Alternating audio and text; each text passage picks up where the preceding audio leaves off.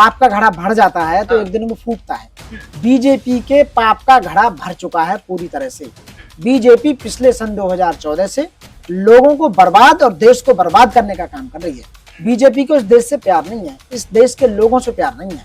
BJP unnecessary illegally सारे काम वो कराना चाहती है, लोगों को गुलाम बनाना चाहती है। और हिंदू व्यवस्था जो थी पहली, जो गुलाम बनाए रखना किसी को, वो गुलाम बनाए रखना चाहती है। आरएसएस उसका पूरी तरह से पोषक है। तो जो जस्टिस डी.वाई. चंद्रचूड़ हैं वो बहुत बढ़िया काम कर रहे हैं इस समय, और उन्होंने इस 68 जजों की लिस्ट पर रोक लगा दी है कि देश को बचाना है तो ऐसे प्रधानमंत्री को दोबारा प्रधानमंत्री ना बनाएं, किसी और व्यक्ति को मौका दें जो देश से प्यार करता हो, जो आपसे प्यार करता हो, जो आने वाले युवाओं से प्यार करता है। सर कैसे देख रहे हैं इस मामले को? सुप्रीम कोर्ट से फटकार लगी है तो हमारी जो न्यायपालिका है भारत की, जुडिशरी, वो इंडिपेंडेंट है। इंडिपेंडेंट मतलब कि वो किसी के प्रेशर में नहीं आएगी, वो सेपरेट है, स्वतंत्र है और स्वतंत्र रूप से बिना सरकार के प्रेशर के वो न्याय करेगी। और पूरी भारत की जो जनता है वो जुडिशरी पे आज भी विश्वास रखती है। आप देख रहे होंगे पिछले कुछ दिनों से कुछ फैसले सरकार के द्वारा मिलकर और सरकार के फेवर में आए। उनमें एक राहुल गांधी का मामला भी पूरा सस्पेक्टेड है। जिस राहुल गुजरात में जो सीजीएम थे वर्मा, उन्होंने बहुत ही जल्दी से उसे केस की सुनवाई करी और मैक्सिमम सजा उन्हें सुनाई 2 साल की। और अब जो 68 जजों की जो लिस्ट आई है, हाई कोर्ट ने जो प्रमोट किए हैं, प्रमोशन जो जिनको दिया है, उसमें जस्टिस वर्मा का नाम भी है और सीजीएम वर्मा का नाम भी है, जिसने राहुल गांधी को मानहानि के केस में 2 साल की सजा सुनाई है। उसमें से कुछ 2 जज सुप्रीम कोर्ट आए। सुप्रीम कोर्ट में उन्होंने अपील फाइल की कि इस तरह से जो कम नंबर वाले हैं, वो भी जो मतलब सीनियरिटी में लिस्ट में है, तो कहीं ना कहीं घपला है, कहीं ना कहीं वो देखा गया कि भाई यहाँ कुछ गड़बड़ हुई है। और हाई कोर्ट के द्वारा प्रमोशन के बाद तुरंत वहां की जो राज्य सरकार है उसने नोटिफिकेशन जारी कर दिया, उन्हें एक्सेप्ट भी कर लिया, सब कुछ कर दिया।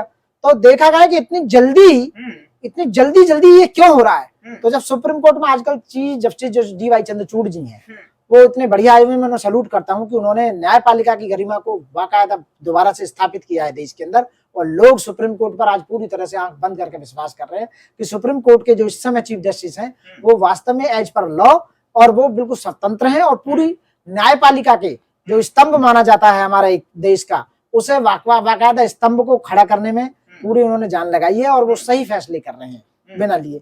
दिल्ली का भी अभी रिजल्ट आया, बॉम्बे का रिजल्ट आया और पहले बहुत सारे रिजल्ट आए। तो जो जस्टिस डी.वाई. चंद्रचूड़ हैं वो बहुत बढ़िया काम कर रहे हैं इस समय, और उन्होंने इस 68 जजों की लिस्ट पर रोक लगा दी है और उस फैसले को रिजर्व रख लिया है। जिस जज साहब ने इस पर रोक लगाई, उनकी जगह दूसरे जज साहब ले लिए जाएंगे, क्योंकि 15 तारीख को रिटायर्ड हो रहे हैं वो, 15 मई को।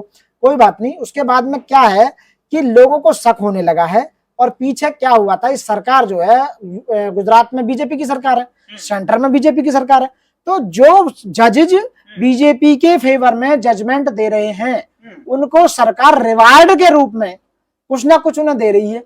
रिटायर्ड होने के बाद किसी को राज्यसभा मेंबर बनाने का काम किया जा रहा है, रिटायर्ड होने के बाद किसी कमीशन या किसी आयोग का उन्हें मेंबर बना दिया गया, चेयरमैन बना दिया गया, या उन्हें राज्यपाल बना दिया गया, या अब सीजीएम से सीधे एडीजे या एएसजे उन्हें प्रमोट कर देना। तो ये वही है। तो कहीं ना कहीं कुछ ना कुछ घपलेबाजी है, डेफिनेटली दिखाई दे रहा है। इसीलिए सुप्रीम कोर्ट ने उस पर रोक लगाई है। और डेफिनेटली यदि सुप्रीम कोर्ट इस पर फैसला देता है तो करीबन 40 जज इस लिस्ट से बाहर आएंगे। 40 जज ऐसे हैं जो गैर कानूनी रूप से, या मैं कह रहा हूं भ्रष्टाचार के रूप से उन्हें लिस्ट में डाला गया है। कम से कम 40 जजों को बाहर किया जाएगा डेफिनेटली। तो ये जो हो रहा है ये वास्तव में देश की न्यायपालिका की गरिमा के खिलाफ है और इतना बुरा हो रहा है कि लोगों का जुडिशरी से विश्वास हटने लगा था। लेकिन जब से सुप्रीम कोर्ट में हमारे चीफ जस्टिस ही काम बहुत अच्छा कर रहे हैं तो उससे गरिमा वाकायदा दोबारा से स्थापित हुई है। और मुझे लगता है कि आने वाले समय में लोगों को सही न्याय मिलेगा। सरकार, क्योंकि ये जो जज साहब हैं इस समय, जो जस्टिस हैं, ये किसी की तरफ नहीं है, सरकार की तरफ नहीं, ये इंडिपेंडेंट है और तटस्थ है बिल्कुल। जो वास्तव में बनता है वही न्याय कर रहे हैं वो, और ऐसा होना भी चाहिए। देश की गरिमा को बनाए रखने के लिए, देश की जनता पर विश्वास बनाए रखने के लिए कम से कम एक, जिन्हें मैं सलूट करता हूं, एक चीफ जस्टिस ऐसे हैं जिन्होंने इस गरिमा को बनाए रखा। लेकिन कोर्ट ने जो प्रयोग करा है अवैध, अवैध समझ रहे हैं सर आप, जो दर्शकों को क्या समझाना चाहेंगे, अवैध क्यों बोला? अवैध है, इलीगल, बिल्कुल illegal. Due process of law जो फॉलो होना चाहिए था वो प्रमोशन में फॉलो नहीं हुआ। इसका मतलब अवैध का मतलब ये है, अवैध का मतलब है कि जिनका प्रमोशन नहीं भी होना चाहिए था उन्हें भी रिवार्ड के रूप में प्रमोशन दिया गया, क्योंकि वो सरकार के फेवर में काम कर रहे थे कहीं ना कहीं। तो मैं कह रहा हूँ सुप्रीम कोर्ट से मैं रिक्वेस्ट करता हूँ कि ऐसे जजों को तो जज की सीट पर रहना ही नहीं चाहिए, उन्हें तो तुरंत टर्मिनेट करना चाहिए। जो अपने जुडिशियल माइंड का प्रयोग नहीं कर रहे हो, जो न्यायपालिका को बदनाम करने का काम कर रहे हो, जो सरकार के प्रेशर में आकर काम कर रहे हो, जो सरकार से इसलिए काम कर रहे हैं कि हम रिटायर्ड हो जाएंगे तो हमें रिवार्ड में कुछ पद मिलेगा, राज्यसभा, राज्यपाल, आयोग, चेयरमैन, किसी आयोग के चेयरमैन या प्रमोशन मिलेगा। तो ऐसे जजों को अपने पद पर बने रहने का कोई अधिकार नहीं है। तो सुप्रीम कोर्ट को ऐसे लोगों को तुरंत टर्मिनेट करना चाहिए जो जज की पद की गरिमा को पूरी तरह से जो खंड खंड या छिन्न छिन्न कर रहा है, जो जुडिशरी के विश्वास को कम कर रहा है, ऐसे लोगों को जजों की सीट पर बने रहने का कोई अधिकार नहीं। लेकिन मेरिट कम सीनियोरिटी का भी यहाँ पर उल्लंघन किया गया है। वो जब मेरिट का उल्लंघन किया तभी तो उस चीज को इलीगली बताया है सुप्रीम कोर्ट ने, तभी उस चीज को इलीगल बड़ी वो झटका, बहुत बड़ा झटका है। और यदि इसी तरह से चलता रहा तो सच का दूध और पानी का पानी निकल के सामने आ जाएगा आने वाले समय में। और जो राहुल गांधी जी को जो 2 साल की सजा दी है ये उस पर भी मतलब संदेह है, पूरी तरह से संदेह 100%, क्योंकि उस जज का भी तो इलीगली प्रमोशन हो रहा है। इसका मतलब है कि उन्हें झूठी सजा सुनाई गई है, झूठा, बिना एविडेंस के भी उन्हें सजा को करार दिया गया है कहीं ना क्या कहीं। ये जो कड़ी दर कड़ी अपने आप ही खुलती जा रही है कि जिस तरीके से अपील की गई, अब यहाँ पर ऐसा लग रहा है कि कांग्रेस को कुछ करने की जरूरत है ही नहीं, वो अपने आप ही जो पर्दाफाश हो रहा है। बिल्कुल पर्दाफाश हो रहा है। जब पाप का घड़ा भर जाता है तो एक दिन वो फूटता है। बीजेपी के पाप का घड़ा भर चुका है पूरी तरह से। बीजेपी पिछले सन 2014 से लोगों को बर्बाद और देश को बर्बाद करने का काम कर रही है। बीजेपी को इस देश से प्यार नहीं है, इस देश के लोगों से प्यार नहीं है। बीजेपी अननेसेसरी इलीगली सारे काम वो कराना चाहती है, लोगों को गुलाम बनाना चाहती है। और हिंदू व्यवस्था जो थी पहली, जो गुलाम बनाए रखना किसी को, वो गुलाम बनाए रखना चाहती है। आरएसएस उसका पूरी तरह से पोषक है, उसे पोषने का काम कर रही है। पूरे देश में इस समय इतना बुरा हाल है और नए नए तरीके से लोगों को इन्फ्लुएंस करा जा रहा है। हिंदू मुस्लिम, एक केरला स्टोरी आई है, उसमें हिंदू मुस्लिम को दिखा रहा है, इतना बड़ा दिखा दिया है। यदि आप जेन्युइन को देखोगे तो एक ही लड़की मोमडन थी जो अपनी मर्जी से, वो जो लड़की थी जो हिंदू जो मोमडन बनी थी, केवल एक। और इसमें 32,000 लोग जो सुदिंतो सेन है जो उसके वो हैं डायरेक्टर, उन्होंने गलत तरीके से दिखाया। ऐसे हर स्थिति में 2024 का माहौल बनाने की कोशिश की जा रही है हर परिस्थिति। लेकिन मोदी मंच पर जो है कर्नाटक में कहते हैं द केरला स्टोरी को देखिए किस तरीके से उसमें दिखाया गया है। तो उन्होंने the accidental of prime minister जो पहला मूवी आई थी उसको भी बोला था कि उसमें भी जो इन्होंने ऐसे प्रधानमंत्री के बारे में दिखाया, कई राज्यों में टैक्स फ्री कर दी गई। और यहाँ तक कि उत्तर प्रदेश के जो सीएम है उन्होंने कैबिनेट के साथ में देखने गए मूवी को। ये लोगों को भड़काने वाली बात है, कुछ नहीं है। लेकिन 2024 का क्लियर कट है मामला।